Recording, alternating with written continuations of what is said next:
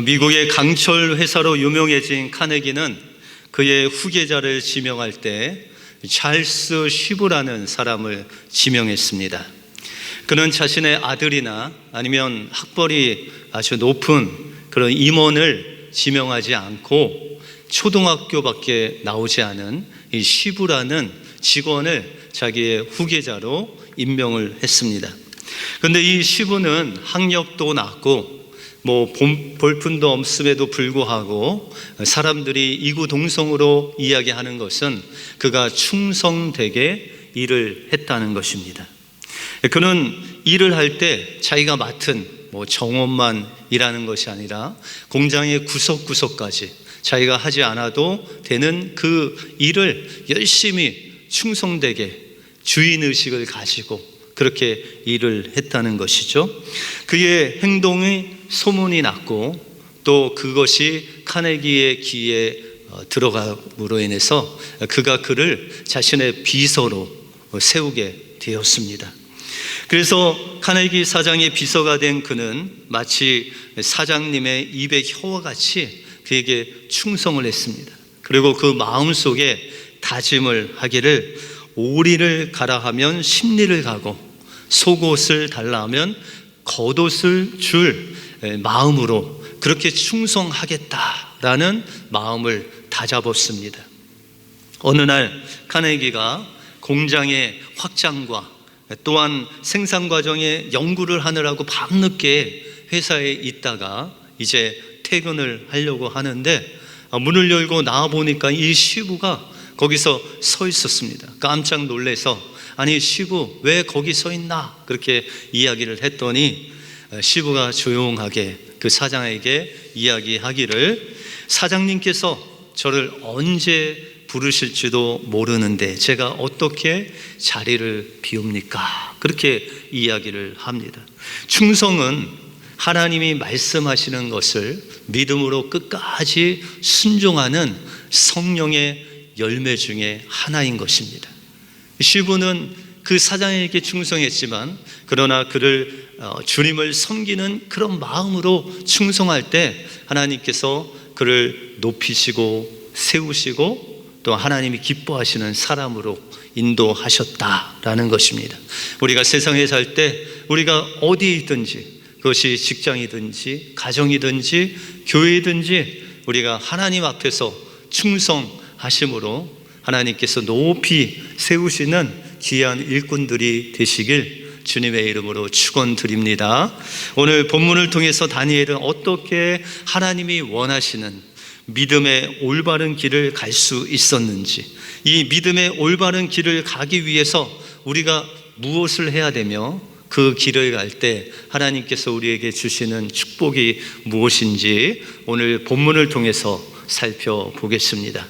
먼저 믿음의 올바른 길을 가기 위해서는 성령님에게 민감하여 믿음으로 충성해야 됩니다. 다니엘이 살았던 이 바벨론은 현실적인 사회였습니다. 다시 말해서 다니엘이 살았던 이 바벨론은 하나님 없이 하나님을 알지 못하고 그냥 인간의 폭력과 어둠 속에 있는 그런 사회에서 이 다니엘이 살았다라는 것이죠. 우리가 세상에서 직장 생활을 하듯 하나님을 알지 못하는 그곳에서 이 다니엘이 자신의 세 친구 외에는 하나님을 알지 못하는 그런 상황 속에서 현실 속에서 하나님을 섬기면서도 그 바벨론 현실 사회에서 살게 되었다라는 것이죠. 그런데 이 바벨론에서 다니엘이 살 때 그가 10대 때 이 바벨론으로 끌려가죠. 그런데 그가 90세 이상까지 이 바벨론에서 살면서 3번의 왕이 바뀝니다. 그리고 3번의 왕들 가운데 이 다니엘이 가장 그 신하 중에서도 높은 위치를 차지하게 됩니다. 보통 우리가 정권이 바뀌면 그 밑에 있는 사람들이 다 바뀌지 않습니까? 그런데 다니엘은 그 왕이 3번 바뀜에도 불구하고 하나님께서 그를 높이셔서 그 왕들 가장 측근에서 그를 섬기는 일을 감당했다라는 것이죠. 그러면 다니엘이 어떻게 이런 세상 속에서 하나님을 모르고 폭력이 난무한 이 세상을 대표하는 바벨론 가운데서도 그렇게 수십 년간 정치적인 왕 옆에서 높은 자리를 차지할 수 있었냐라는 것이죠. 오늘 본문 3절에 보시면 다니엘은 마음이 민첩하여 총리들과 방백들 위에 뛰어남으로 왕이 그를 세워 전국을 다스리게 하고자 했다. 그렇게 말씀하고 있습니다. 다니엘은 이제 바벨론이 망하고 바사와 메대의 왕 다리오 왕이 되었는데 그 총리 중에서도 가장 높은 총리로 세우고자 왕이 마음의 결심을 했다라는 것이죠. 그럼 어떻게 다니엘이 이런 자리에 오를 수 있었을까? 그 비결이 바로 3절에 나와 있습니다. 다니엘은 마음이 민첩했다. 그렇게 말씀하고 있습니다.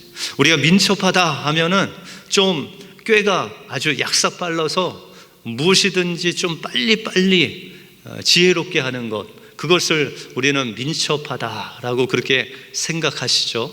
그런데 성경에서 이 민첩하다는 그 말을 아주 쉽게 풀어 우리에게 알려줍니다. 오늘 본문을 영어 성경으로 보시면은 이 다니엘이 민첩하다라는 말을 어떻게 번역했냐면 다니엘 안에는 뛰어난 영이 그를 붙잡고 있었다. 그렇게 말씀하고 있습니다. 민첩하다는 그 뜻이 다니엘 마음속에 뛰어난 영이신 성령께서 그를 붙잡아 주심으로 그가 민첩하게 그렇게 활동할 수 있고 지혜롭게 활동할 수 있도록 성령님께서 그를 인도하셨다라는 것이죠.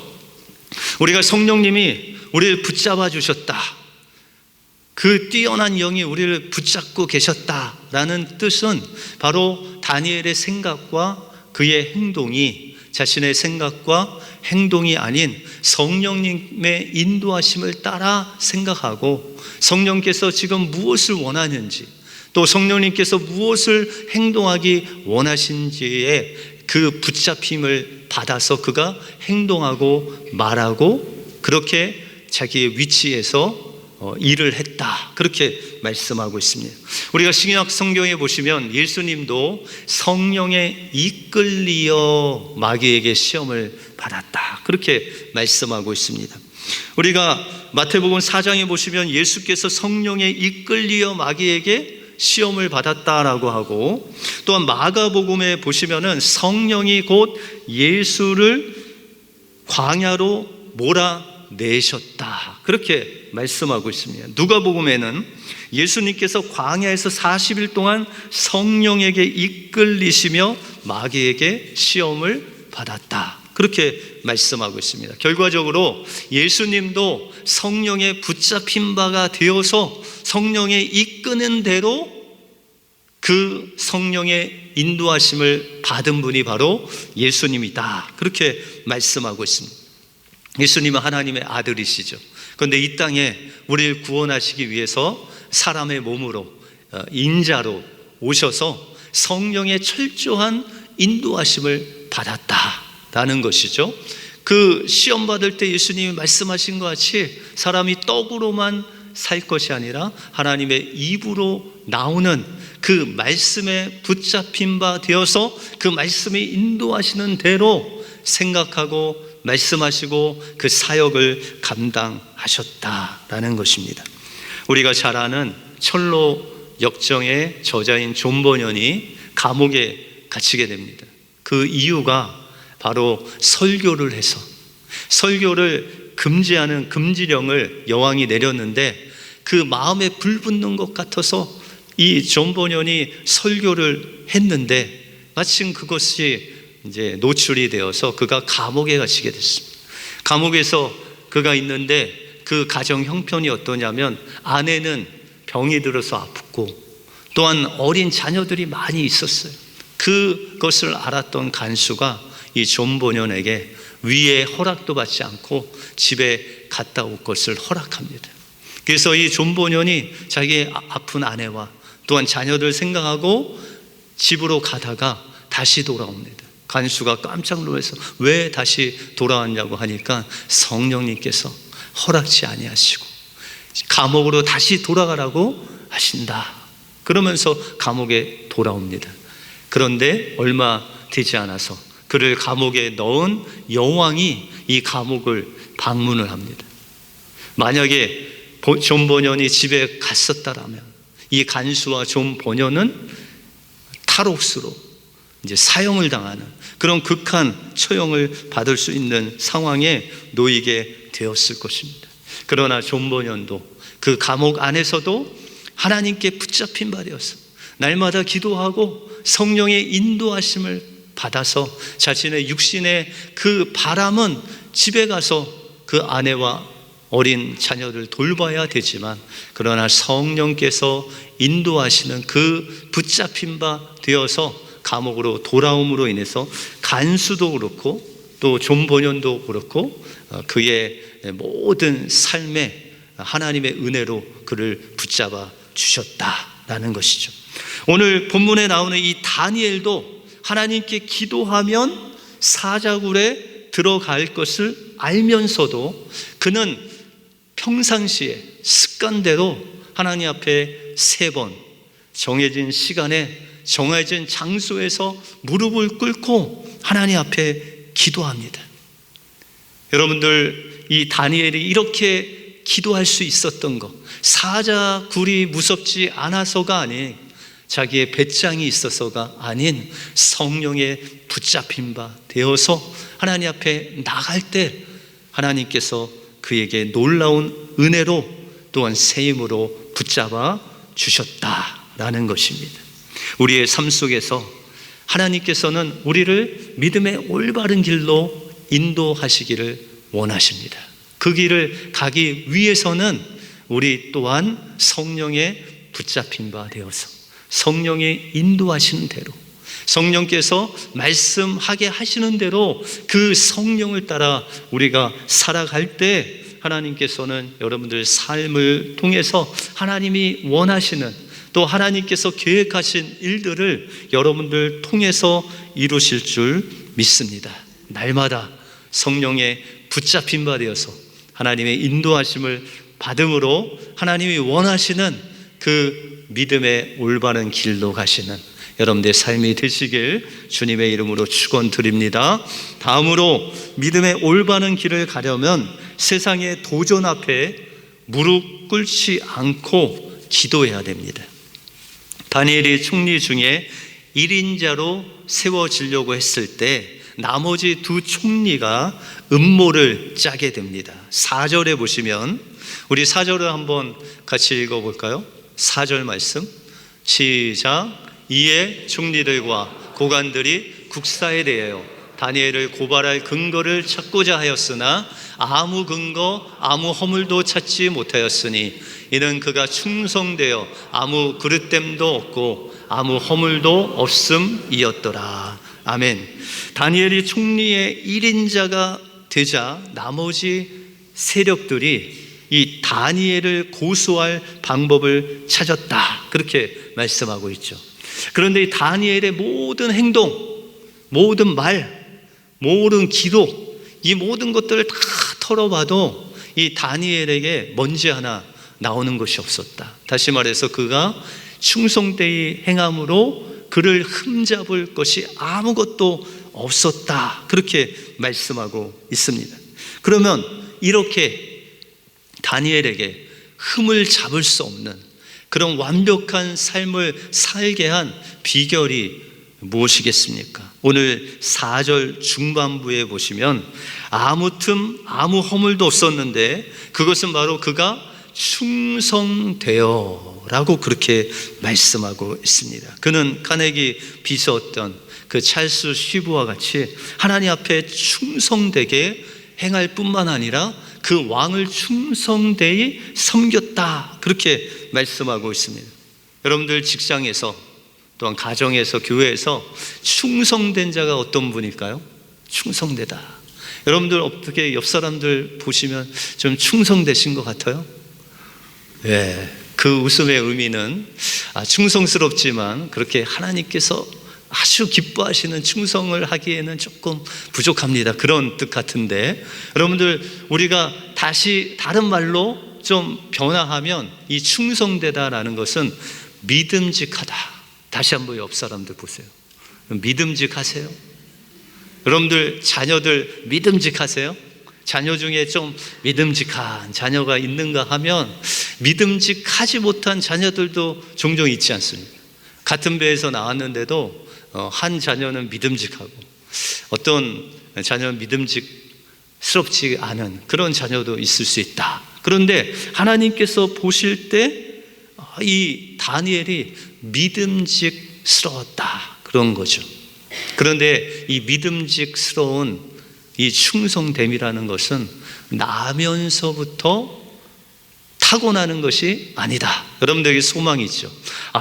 이 아이는 나면서부터 믿음직스러웠어요. 그런 아이들 있으십니까? 그런데 그거는 오늘 성경이 말하는 믿음직한, 충성되다는 뜻과 조금 차이가 있습니다. 다시 말해서 성경에서 말하는 이 충성스러움, 믿음직한 것은 바로 성령의 열매 중에 하나다라는 것이죠. 우리가 수요 예배 때마다 보는 구절이죠. 갈라디아서 5장 22절에 보시면 오직 성령의 열매는 사랑과 희락과 화평과 오래 참음과 자비와 양성과 충성이라고 말씀하시죠. 이 충성이라는 것은 성령의 열매다라는 것입니다.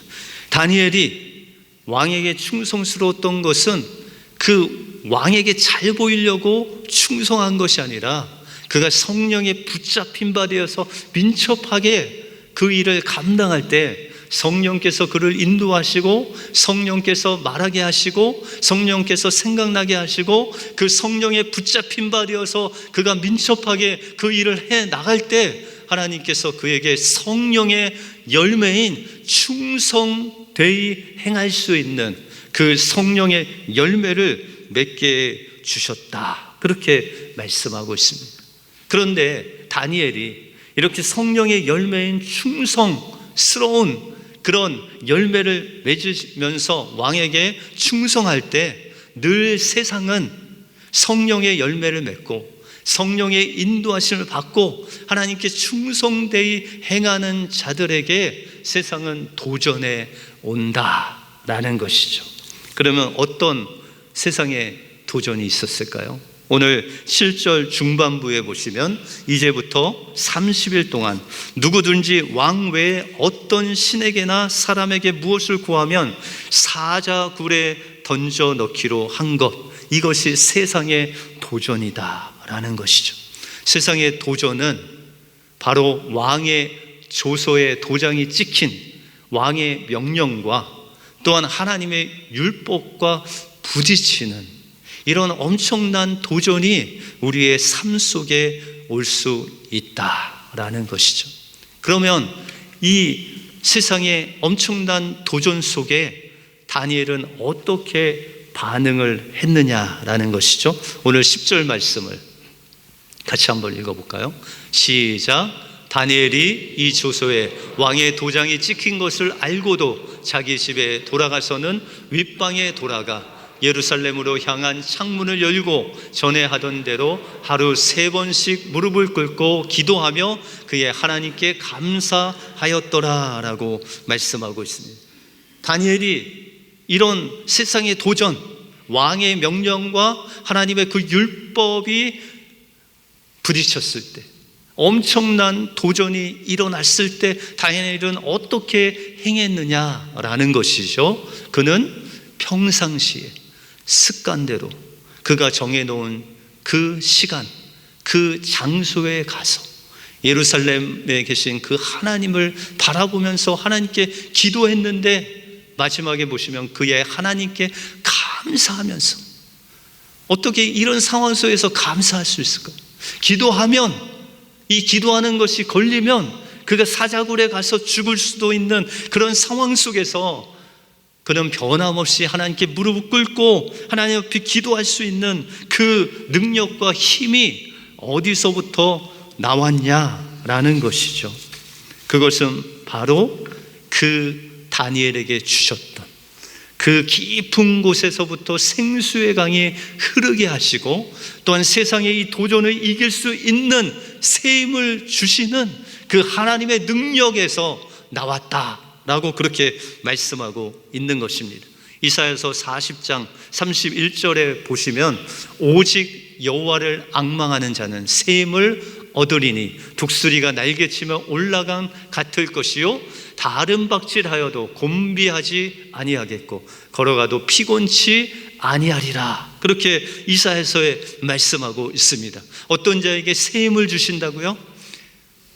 어떤 자에게? 여호와를 앙망하는 자에게. 다니엘은 앙망했어요. 어떻게?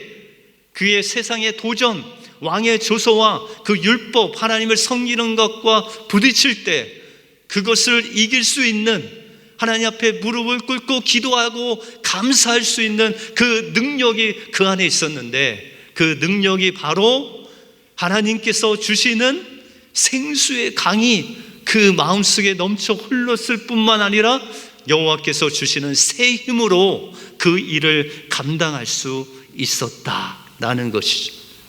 여러분들 삶 속에 이런 세상이 주는 도전이 우리에게 올 수 있다라는 것이죠.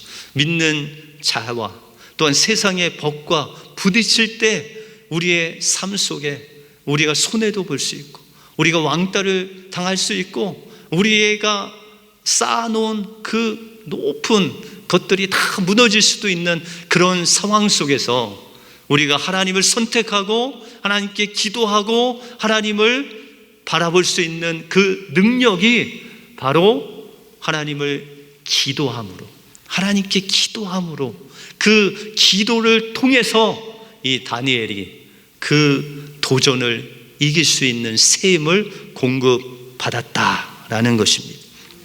여러분들, 기도가 무엇이죠? 기도는 하나님께 나가는 것입니다. 하나님의 보좌 앞에 나가서 하나님의 그 옷자락에 안겨서 하나님의 품에서 하나님의 음성을 듣는 하나님과의 교제의 시간, 데이트의 시간, 하나님과 사랑을 나누는 시간이 바로 기도의 시간이다라는 것입니다.